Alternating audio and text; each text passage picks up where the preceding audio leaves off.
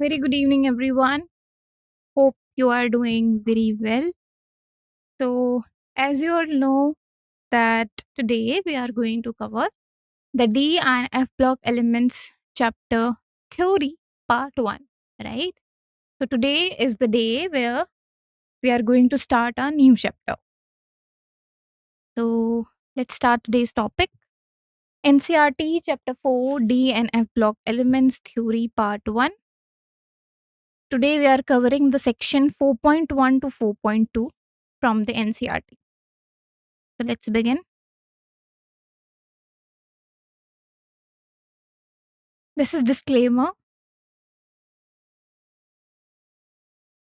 So what is the objective or what are the objectives that you are going to learn today?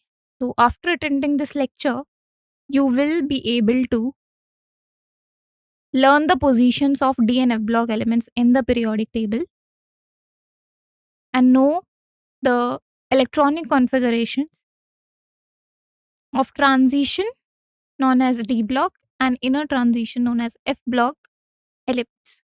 So these are the objectives of our today's lecture. The topics that we are going to cover according to the NCRT, they are first of all introduction, a little introduction regarding the chapter D and F block elements, in which we understand the D block or transition metals. Then we will talk about the IUPAC of transition metals, understanding the F block like inner transition metals. Then we will cover our first section 4.1, position in the periodic table, in which we will talk about the position of D block in the periodic table. Then we will cover our second section, that is 4.2, electronic configurations of the D block elements, in which we will talk about the electronic configurations of transition elements and exceptions to the general rule. Some exceptions, because as you all know, we are studying chemistry, and especially in the inorganic part, exceptions are very much present to be there. So you have to remember each and everything with the little understanding of the concept. Then we will cover the electronic configurations of outer orbitals of transition elements, or you can say ground state electronic configurations. Electronic configuration of group 12 elements, including zinc, cadmium, mercury, and Cn. Then characteristics that are arising from the d-orbital properties, consequences of partially or partly filled d-orbitals. Then we will cover the example 4.1, and lastly the in-text questions marked as 4.1 according to the NCRT textbook. So this is the detailed description of the topics that we are going to cover in the today's lecture as per the NCRT. So let's begin. First of all, with introduction, in which firstly we will talk about the D block elements, or you can say transition metals. So let's try to understand them. D block encompasses elements from the group 3 to 12 of the periodic table. That means if you look upon the periodic table in which every group element is present or every block element is present, if you know, we have S, P, D and F block elements, right? Every block element have their own characteristics. Okay, today we are going to cover D block. So D block in the periodic table is found from the group 3 to group 12. Okay, all the elements that are coming in the group 3 to group 12, they are known as D block elements. Now in these elements, the d orbitals are progressively filled, because that's the main one of the main characteristics of every block element, that S block has their elements in which the s orbital is going to fill progressively, Similarly, in the p block and the d block, like their p and the d orbital are filled progressively. That means the last orbital should be there for like n equals to highest. Okay, so either s for n highest for s for the s block, similarly for p block, similarly for d block, and similarly for f block. So as we are saying that the d block elements, in those elements, the d orbitals. Okay, so orbitals are also like different s, p, d, and f. Okay, so d orbitals are progressively filled in the d block elements. So there are four main series which comes under the transition metals. Okay, four main series which are, first one is 3D series. 3D series covers the elements from scandium, represented by Sc, to zinc, represented by Zn. Then 4D series which is our second main series, covering the deuterium Y to cadmium Cd. Then 5D series, which is from lanthanum, that is La, and hafnium, that is Hf, to the mercury, that is Hg. Okay. Okay, so in this chapter, one thing more I want to mention, that you have to learn the symbols, or in major cases, we will use symbols of the elements. We don't use again and again the name of the name of the elements. Okay, so you have to be familiar with some of the important element symbol in this chapter while studying this. Okay, so third series is of 5D series, covering from lanthanum and hafnium to the mercury. The fourth main series is 6D series, actinium, Ac, and Rutherfordium, Rf, to copernicium, that is Cn. Okay, Cn is copernicium. So these are the four main series which comes under the transition metals: 3D series, 4D series, 5D series, and 6D series. Okay, and we have here mentioned the element's name also with their symbol, that from which element to which element the each series is covered, or each series consists of. Okay, so if you talk about the IUPAC of the transition metals, the metals that have an incomplete d subshell, either in their neutral atom or in their ions. So any metal which is having incomplete d subshell. So basically the d orbital is filled uh like in 5 different subshells. Okay, so d orbital has 5 different subshells where each subshell can contain 2 number of electrons. Okay, that means total 10 number of electrons can be contained by the d orbital. Okay, so any metal which is having incomplete d subshell means d10 is the fully filled. If any metal is having less than that, d9, d8, d7, d6, d5, d4, so that metal have incomplete d subshell, either in their neutral atom, that means no charge is present on the element, or in their ionic form, that means either positive or negative charge is present on that. So important exception.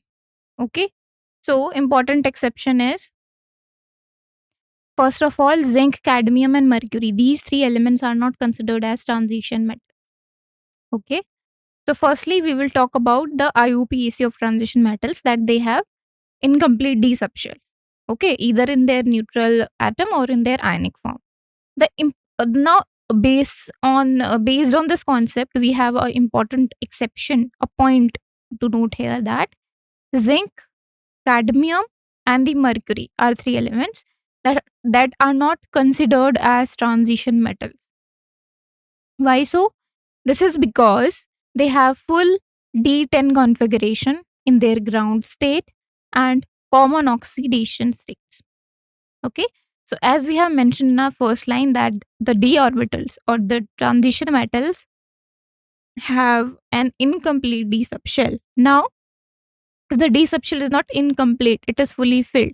That means the electron that are going to filled in the d orbital is total, or fully filled will be 10 electrons. Okay, so if anyone is having the d10 configuration like zinc, cadmium, and mercury, that means they are not going to considered as transition metals. Okay, Here in this case, zinc, cadmium, and mercury are three elements which is having a full D10 configuration in their ground state. Now, what you know about the ground state? They are basically, we talk about two states, ground state and the excited state. Okay, ground state, that means we are talking about the element in its ground state. That means it is not exciting mode, it is not in the exciting mode. Its electron, you know, doesn't travel from like one level to another level till now. Okay, it's in ground state, everything is like stable. But if it is in excited state, that means the like d-orbital transition has happened. Okay, like traveling of electron from one level to another level has have happened, or maybe it is having positive or negative charge on it. Okay, so ground state, that means where no charge is present on the element, it is on the ground state. Then if the element is having full D10 configuration, then like zinc, cadmium, and mercury, then they are not considered as transition metals. Also, one more thing, that these three elements have also common oxidation state because their configuration is same, right? However, their chemistry is often studied alongside the transition metals, as they are the end members of 3D, 4D, and 5D series.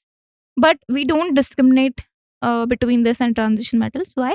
Because their chemistry, like zinc, cadmium, and mercury, we study the chemistry of these three elements alongside with the transition metals, okay, parallelly. Why? Because they are the end members of 3D, 4D, and 5D series. The three series, 3D, 4D, and 5D, zinc, cadmium, and mercury are the end members of these series. The end members means comes at the last position of these series, 3D, 4D, and 5D. Okay. So that's why we also study their chemistry alongside with the transition metal. Now, what are the significance? So many precious metals. So D block is having so much significance, like many precious metals like silver, gold, platinum, and industrially important metals like iron, copper, and titanium. They are transition metals. So they comes from the category of the transition metals. Okay, so many precious metals which are economically important, and some industrially important metals from which many industrial work depend upon, like iron, copper, titanium, and the precious metals like silver, gold, and platinum. They are comes under the transition metals. Now let's understand the F block elements, okay, or you can say inner transition metal. We have talked about the D block or transition metals. Now we talk about F block or inner transition metals. So the F block elements are characterized by progressive filling of 4f and 5f orbital. As I said, in the d orbital, the progressively filled orbital was d orbital. Okay, in the d block elements. In the F block elements, the progressive filling of 4f and 5f orbitals is take place. Now, they are typically placed in a separate panel at the bottom of the periodic table. Also, if you look upon the periodic table, if you observe, we have a separate table present at the bottom of the periodic table, right? In the if you look upon the if you look at the image of the periodic table, there is two, I guess, two or one row present in the bottom of the periodic table, which is basically the for the F block elements. Okay, so F block elements are typically placed in a separate panel at bottom of the periodic table. So there are two main series in the inner transition metals.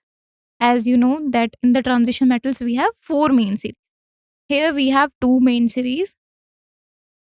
4F series, which is covering the elements from cerium, Ce, to lutetium, that is Lu, and they are known as lanthanoids. So they have their name. So from cerium to lutetium, which is 4F series, this series has a name known as lanthanoids. We call them as lanthanoids. And similarly, the other main series is 5F series, which is covering the metals from thorium, Th2, lawrencium, that is Lr. And this 5F series has a name known as actinoids. Okay, so these are you have heard about them also, that lanthanoids and actinoids. Okay, so under the F block or the inner transition metals, these two comes. And in the inner transition metals, the two main series existed, 4F series and the 5F series. 4F series is known as lanthanoids, and 5F series has a name known as actinoids. Now we cover our first section of NCRT 4.1, which is position in the periodic table. Okay, so let's first talk about the position of D block in the periodic table. D block occupies the large middle section of the periodic table. So in the periodic table, we have already mentioned that group 3 to 12 is covered in the transition elements, right? So D block occupies the large middle section of the periodic table. Okay, if you look on the if you look at the periodic table, the middle section, the middle part of the periodic table is D block. It is positioned flanked between the S block and the P block. Okay, so it is the middle section of the periodic table. That means something has to be at the right hand side of this, and something has to be at the left hand side of this. So at the left hand side, the S block existed, and at the right hand side of the D block, P block exists. So it is between the S block and the P block. It is positioned between them. Now, electron filling in the D block element. So how you can, if you have given a element and given that it is belonging to D block, okay, and also the atomic number has been given. Now, how can you fill the electrons in the D block element in different orbitals? So electrons are added to the d orbitals of penultimate or second to last energy level of the atom. Okay, so electrons are added to d orbital of second to last energy level of the atoms. Okay, in an atom there are different energy level existed. Energy level means orbitals. Okay, SPDF. So the second to last, that means the last orbital, the last energy level, and the second last energy level. In the second last energy level, the electrons are added to the d orbitals. Okay. This progressive filling gives rise to 4 rows of transition metals. We have seen the name that this progressive filling of the d orbitals in the atoms or in different metals give rise to 4 rows of transition metal. That means under the transition metal, we will have 4 different rows and they have their name. The first one was 3D series, 4D series, 5D series, and 6D series. So these are the 4 rows of transition metals due to the progressive filling of d orbitals. Okay.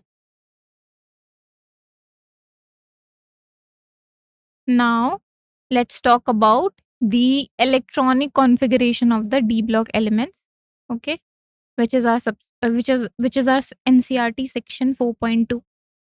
So electronic configuration of transition elements. First of all, the general outer electronic configuration, which has this which is given by n minus 1 d to the power 1 to 10 ns 1 to 2. Okay, this 1 to 10, 1 to 2 represents the number of electrons that can be filled in the d and the s orbital respectively, and n here is representing the principal quantum number. So ns means highest principal quantum number, n minus 1 means the one lesser than the highest principal quantum number is attached with the d orbital. See, right? N minus 1 is attached with the d orbital and n is attached with the s orbital, in which 1 to 2, that means either 1 or 2 electron can be present, and in the d either 1 or 2, 3, 4, 5, 6, 7, 8, 9 and 10. These maybe or these can be present in the d orbital, these number of electrons. N minus 1 here in this general outer electronic configuration of the transition elements, n minus 1 refers to the inner d orbitals, which can hold 1 to the 10 electrons. Okay, inner d orbitals, this you also have been heard, inner d orbital, outer d orbital. Okay, so this n minus 1 refers to the inner d orbital. This is represented for the inner for the representation of inner d orbitals, which can hold from 1 to the 10 number of electrons. Ns is referring to the outermost s orbital present in a metal, which can hold 1 or 2 electrons.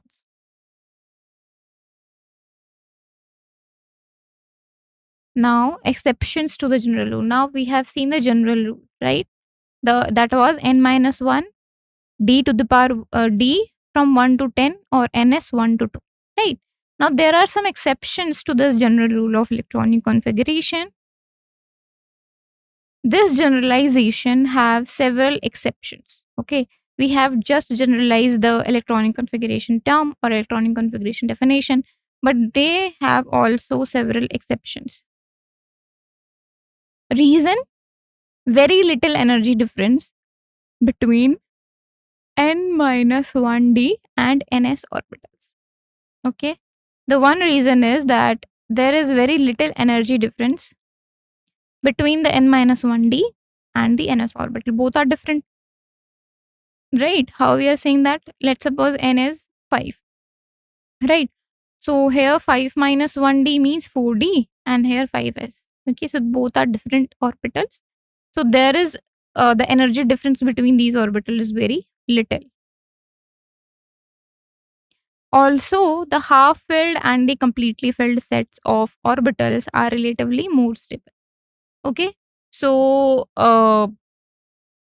if you know that, okay, so this we have seen that the generalization of the d orbital was n minus 1 d1 to 10, ns 1 to 2, right?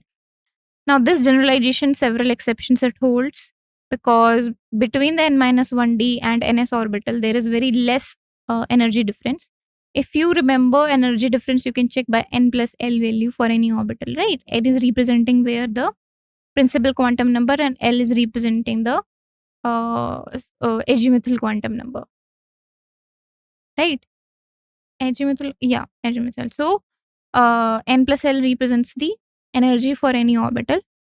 So n minus 1d and ns orbital like energy, if you find out, it will be having very little difference.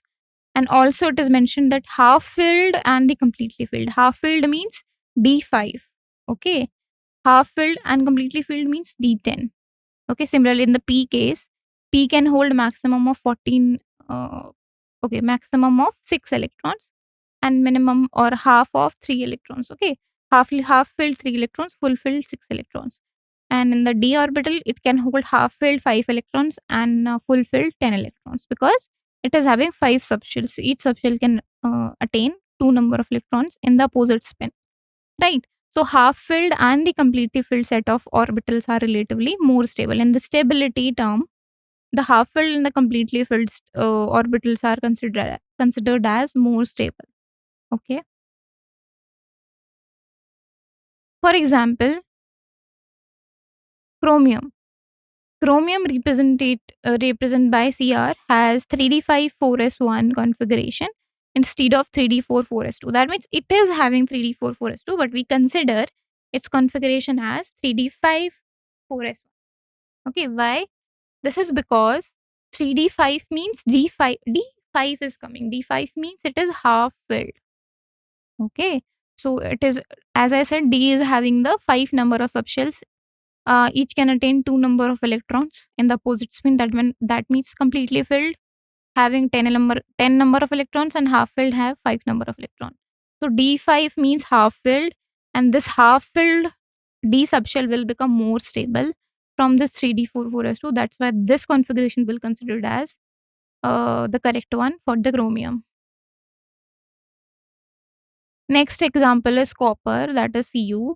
That it is having 3d10 4s1 instead of 3d9 4s2. Its actual configuration should be 3d9 4s2, but we consider it as 3d10 4s1 because d10 gives the stability like in the as per the configuration to the copper. Okay, it provides the stability to the copper due to this configuration 3d10. D10 means fully filled orbital, and so we considered 3d10 4s1 instead of 3d9 4s2 because a completely filled d subshell like d10 is more stable.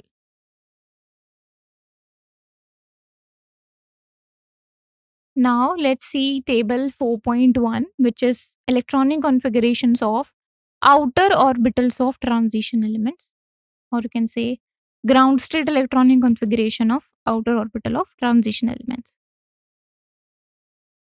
The first series in the transition elements containing these elements: scandium, titanium, vanadium, chromium, manganese, iron, cobalt, nickel, copper, zinc, right?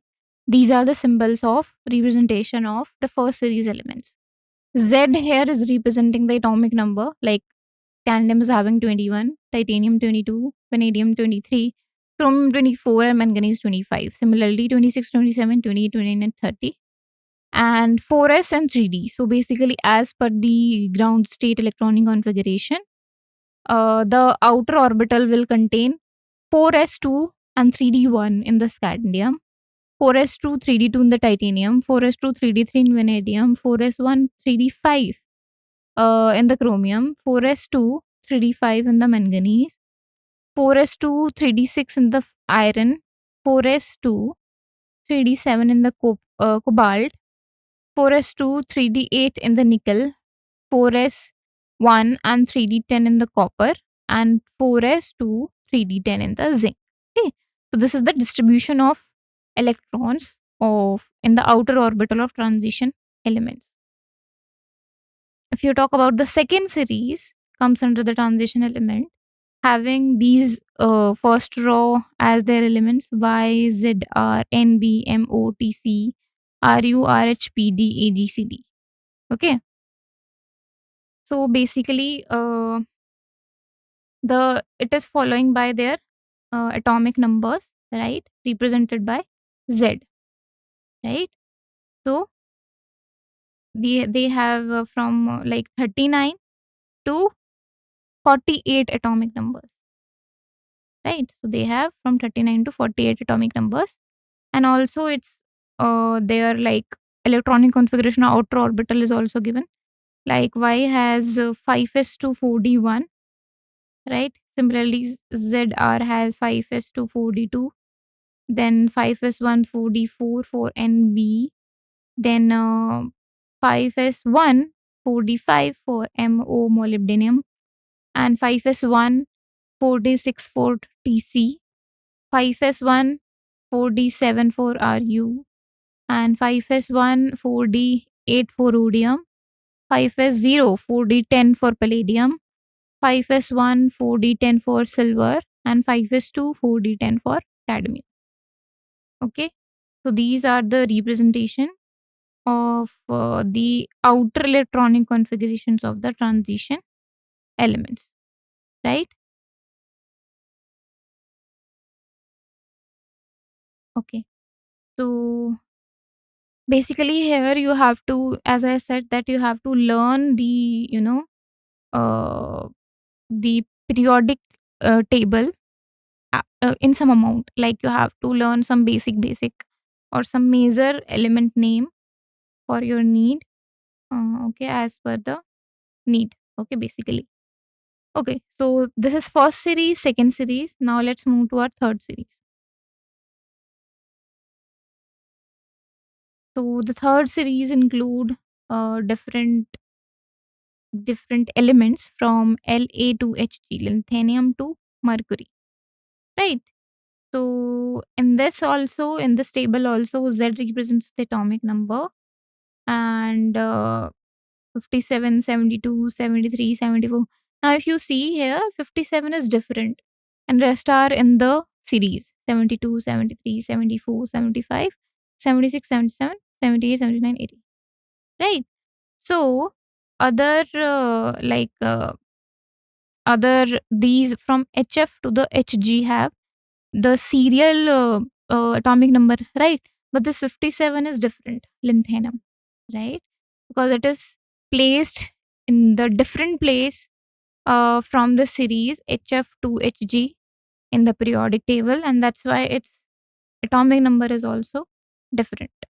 Now, if you talk about the outer orbital electronic configuration of these elements, they will follow as 6s2, 5d1, 6s2, 5d2, 6s2, 5d3, 6s2, 5d4, 6s2, 5d5, right? 6s2, 5d6, 6s2, 5d7, 6s1, 5d9, 6s1, 5d10, 6s2, 5d10, right? So these are the basically the different outer electronic configurations of the transition element in the third series, right?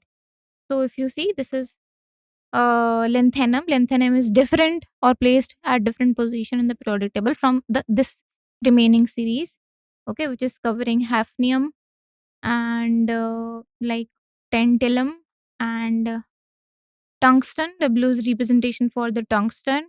Rhenium. OS is for osmium, iridium, platinum, and the gold and the mercury. Okay. Now, if you talk about the fourth series, it is also having the similar series of its like elements. Here also, if you see AC is placed at different position. That's why it is having different atomic number from the rest of the serial wise atomic numbers. AC, that is actinium, is having 89 atomic number, having configuration outer orbital configuration 7s261, and remaining the RF. Okay, RF is basically Rutherfordium, and DB is dubnium, SG is seaborgium, BH is borium, HS is hessium, MT is meitnerium, DS is darmstadtium, RG is rhonginium, and CN is basic copernicium. Okay, their names are tougher. Don't have to remember them. You just have to remember their properties, like in the group, how they are changing. Okay, and some major elements, atomic number or their symbol you have to learn. Okay, so you can see 7s 261, 7s 262, 7s 263, 7s 264, 7s 265, 7s 266, 7s 267, 7s 268, 7s1 6010, and 7s2 6010. They are the electronic outer orbital electronic configuration for the transition elements in the fourth series. Now, electronic configuration of group 12 elements. Okay, let's also talk about them, like zinc, cadmium, mercury, and CN. Okay, CN means copernicium. So, if you remember, I said that these four are different, or these are not considered as transition elements due to their fully filled d or like d electronic configuration. Like D10 they have already in its neutral form, in its ground state. Okay, that's why they are not considered as transition elements. So they represented by general formula n minus 1 d10 ns2. So they already have d10 configuration. Okay, like if you see in the copper that we have considered d9 to d10 for s1, right? That's not the case here. They are already having fully filled d orbital and fully filled s2 also. Okay, so their general formula, they represent by the general formula n minus 1 d10 ns2. Their d orbitals are completely filled in both ground state and their common oxidation states. So basically, in their common oxidation state and in the ground states, they all are having completely filled d orbitals. Okay. Therefore, they are not regarded as transition elements as per the IUPAC definition. So, as per IUPAC definition, they are not considered as the transition elements. Now, characteristics arising from the d orbital properties. So, first is the position of d orbitals. The d orbitals of transition elements protrude more to the periphery of an atom compared to s and p orbital. Okay, the d orbital of transition elements, in the transition element, the d orbital filled progressively, right? So, in an atom, compared to the s and p orbital, the d orbital will take part more to give the properties for an atom. Okay, if d orbital is present and if it is considered like if it is considered as d block element. Okay, it will also going to define the position of element in the d orbital.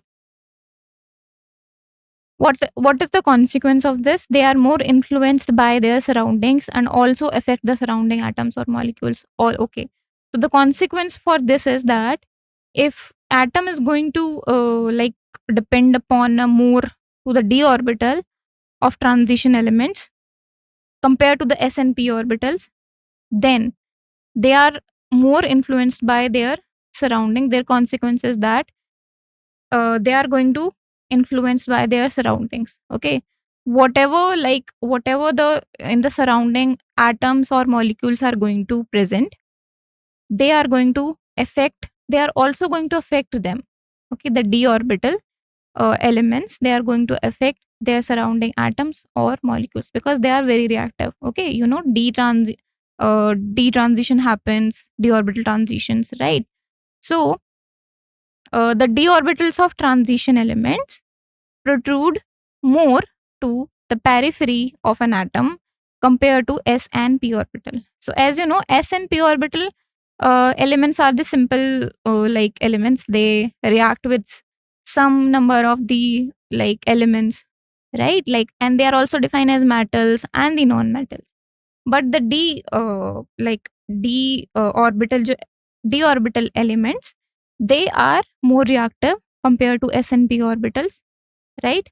So uh, the d orbital of transition element, in the transition elements, the d orbital another other than the s and p orbital, they are protrude means to come out from the surface. Okay, so protrude more to the periphery of an atom compared to s and p orbital. So basically in the transition elements, d orbital is present at the uh, like at the outer side of the atom compared to the s and p orbital, which will going to affect their properties. Okay, and as the consequence is that they are more influenced by their surroundings and also affect the surrounding atoms or molecules. They are going to affect their surrounding atoms or molecules, whatever they are present with. As I said that in the periodic table, the position of the d orbitals is in between of the s and p orbital elements, right? So that means they are going to affect their surrounding atoms or molecules, means the s block elements and the p block elements. Okay, so d orbital of transition element, in the transition element, the d orbitals atoms or d orbital electrons are more present at the boundary or periphery of an atom compared to s and p orbitals, which will going to affect their surrounding atoms and molecules, and which is the consequence of the position of d orbital. Okay, now what is the consequence of partly filled d orbital? Now if the d orbital is partly filled, what is the consequence of that? Now ions with the given d to the power n configuration, where n is from 1 to 9. Okay, if the ions is having dn configuration where n is not 10 but 1 to 9, often exhibit similar magnetic and electronic properties. Okay, so if any ion is having dn configuration in its outer orbital and n is from 1 to 10, like d1, d2, d3, d4, d5, d6, d7, d8 and d9. Okay, they exhibit generally similar magnetic and electronic properties. These elements exhibit characteristic properties like display of a variety of oxidation states. So the d orbital transition elements, you can say, which is having dn configuration, n covering from 1 to 9, they display variety of oxidation state. That means they exist in various oxidation states. Okay, they show different oxidation state like more than 1, 2 or even more than 3. The formation of colored ions. Also, they form the colored ions. Okay, they in the ionic form they produce color. Okay, their ions are in the in a particular color existing. Okay, so they form the colored ions. Ability to form complexes with a variety of ligands. Okay, so this is ligands is basically, we will cover this in our next chapter, which is going to be coordination compound. So they have the D block transition elements, they have ability to form the complexes. Okay, complexes means the compounds which are like considered as complex because they can't dissociate into different ions, or they are very, complex with a variety of ligands. And they also form complex with variety of ligands. Ligands are something which are attaching or in some number to some metal which is considered as center atom, right? So which, and this configure this structure, that there is a existence of center atom and it is connecting with different ligands, okay, in some number. So that this structure is going to be named as complex. Okay, so d orbital transition elements has the ability to form complexes with variety of ligands. Okay, and in the d orbital transition elements we are talking about particularly the ions having dn configuration where n is covering from 1 to 9. Exhibition of catalytic property. They also exhibit catalytic property. That means in many reactions, the catalyst that we are going to use is from uh, these ions. Okay, the transition metal ions. Okay, so they also exhibit the catalytic property. Display of paramagnetic behavior. Okay, so they display paramagnetic behavior. Now, if you consider paramagnetic, diamagnetic with respect to the magnetic behavior, so paramagnetic means, as I'm saying that they are having dn configuration and is covering from 1 to 9, that means they are going to have some unpaired electrons also, right? So like from d1, d2, d3, d4 and d5, they are having, in every number they are having some number of unpaired electron, right? Also from, if you talk about d6, d7, d8, d9, like every dn configuration is having some number of unpaired, generally unpaired electrons. Okay, that means they are going to display the paramagnetic behavior. Okay, so these are some characteristic properties that they or ions with a given dn configuration is going to exhibit or show.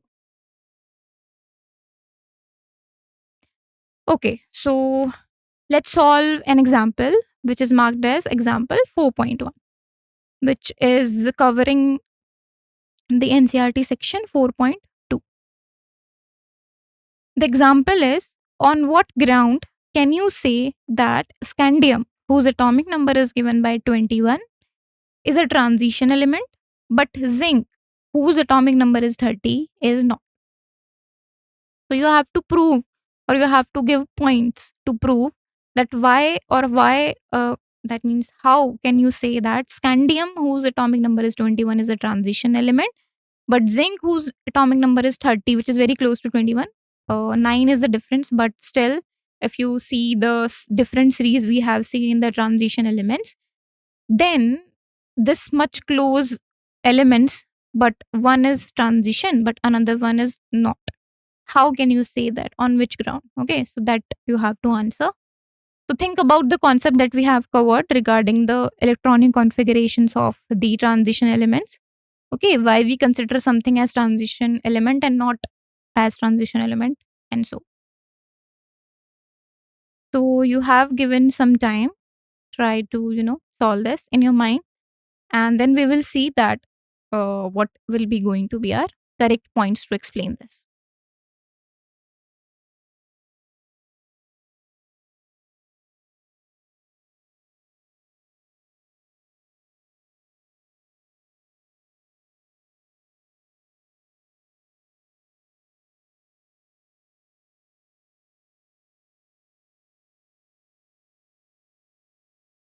Okay, so let's see.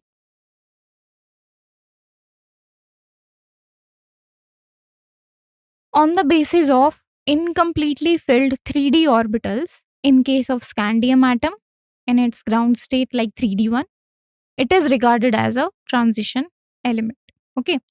So, on the basis of incompletely filled 3D orbital, so if our atomic number is given, which is 21, if you write the electronic configuration, the last d orbital in which the electron is coming is 3d1, so which is also going to be incompletely filled.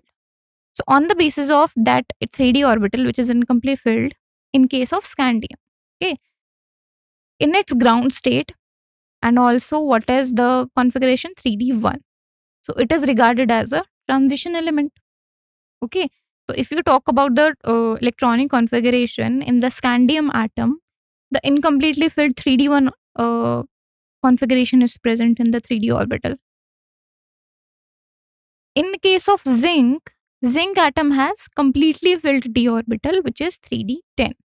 Okay. In its ground state. Ground state means it is not in the excited state. It is in its ground state. It is not affected by anything. It is not even it is not having even any charge on it, or it is not, its electrons are not traveling from one level to another energy level. In its ground state, it is present. Still, it is having the completely filled d orbital. That means the most stable one. As well as in its oxidized states, also it is having the like filled d orbitals, completely filled d orbitals. That's why it is not regarded as a transition element. Okay, so that's the main difference, that why we are saying scandium is a transition element, but zinc is not. So what you have to mention, firstly, you have to mention this concept of incompletely filled and the completely filled d orbital. Then you have to mention the configuration, that why you are saying that in the scandium, incompletely filled orbital is present. How much number of electrons is already filled in the d orbital of scandium atom, that you have to mention, which is here 3d1. And in the zinc also you have to mention that if you are saying completely filled d orbital, that means it is having 3d10 configuration. Okay, and on that basis you can differentiate and say that yes, the scandium is a transition element and zinc is not. Another point you can also mention here, that is that the characteristic that we have just seen, that dn configuration ion, like n is also covering from 1 to 9, not 10. It is not taking the 10 as an value. Okay. Then it is showing many properties. It is exhibiting color, it is exhibiting it is exhibiting paramagnetic behavior. Okay, same magnetic and electronic properties. So they are the many, and they can also form complexes with different number of ligands. So these are the properties that can't be seen in this completely filled d orbital element, which here in case is zinc. Okay, that's also the one point you can also mention. So that's the main difference. And on this ground of incompletely or completely filled orbital, you can answer this question, that how one is transition element and another is not. Okay. So let's solve a in-text question, which is marked as 4.1, covering the NCRT section 4.2. The question is saying that silver atom has a completely filled d orbitals, okay, like 4d10 in its ground state. Now, how can you say that it is a transition element? Okay. Now, here what we are saying, that silver atom, if you consider the silver atom, it has completely filled d orbital, that is 4d10, its ground state. Now, still you are saying it that it is a transition element. How?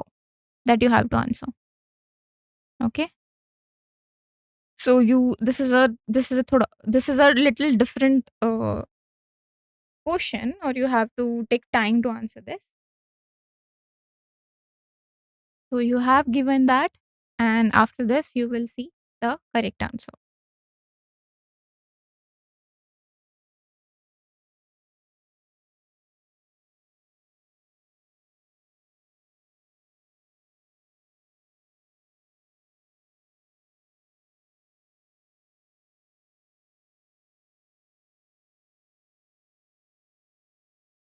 Okay.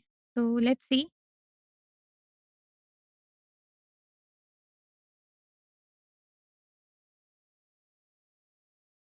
So transition elements are defined as the elements that have partially filled d orbitals, right, in at least one of their oxidation states.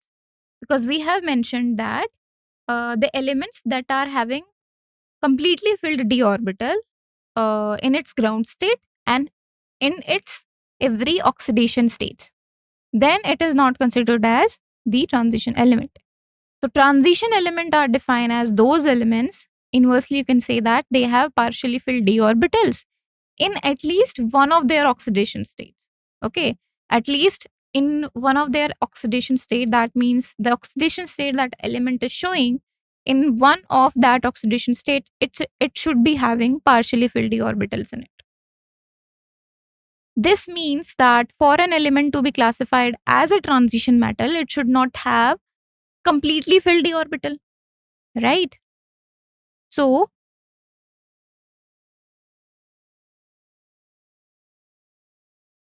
electronic configuration of silver, if you see, it is given by the atomic number of silver is 47, right? Atomic number is 47 for the silver.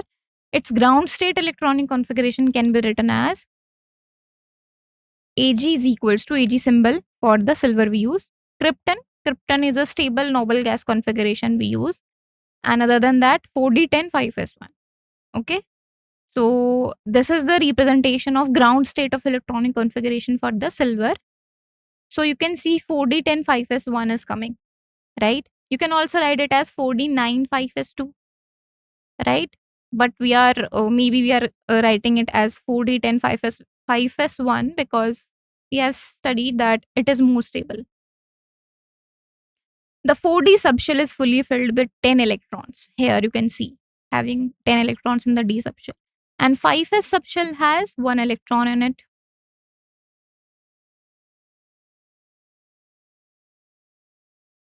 Silver can exist in multiple oxidation states, primarily +1 and +2.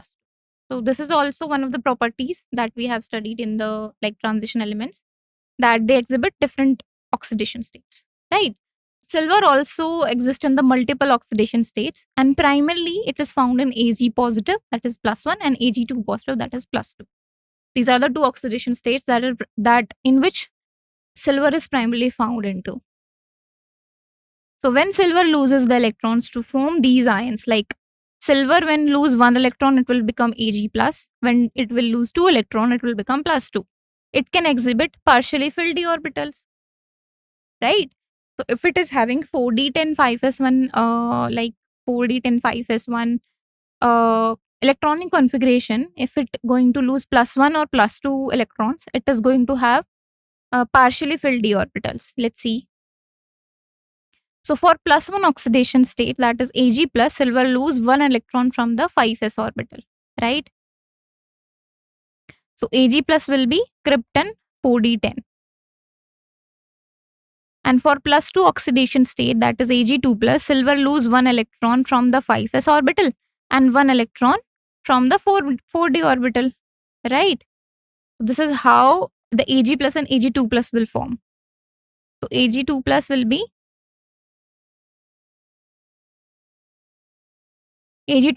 krypton 4d9. Okay. So these are the primarily two oxidation states in which silver exists. The 4d9 configuration here is partially filled, which qualifies the silver as a transition elements in this oxidation state, right? That means in one of its oxidation state, it is existing in the partially filled configuration, right? In the partially filled d orbital configuration, it is existing.